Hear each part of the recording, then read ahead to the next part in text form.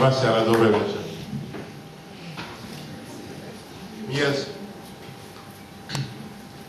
De câte ori am încercat să încep un poem de undeva, de pe la margini, totdeauna involuntar l-am început chiar în mezul infinitului, care se spune că cu centrul pretutindeni și tărăcile nicăieri. A încercat să schimbe filozofia teoretică sau lirică pe teoria practică, să substituie ceea ce trebuia să știe în ceea ce trebuie să facă, dar rezultatul a fost același în toate și pretutindeni. Nu există limite. Nu exista nici marginea pustiului unde vântul nisicofor pune păpădiri în fața plutoarelor sale de execuție. Astfel, în baza nescrise legități că purul, poemul începe din mezul infinitului sau din epicentru, marginii și uneori care extreme.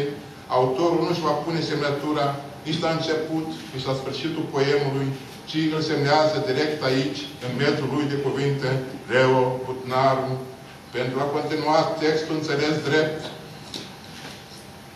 Un nobil mormânt al omului ce mai este în viață, omul învelit în căptușelele cuvintelor, în coconul lor nespuse, nesigur când vine vorba să se ocrotească pe cine știe ce primește și în genere neajutorat, precum însăși poezia în care mereu încearcă să-și ascundă plica de lume. Mulțumesc!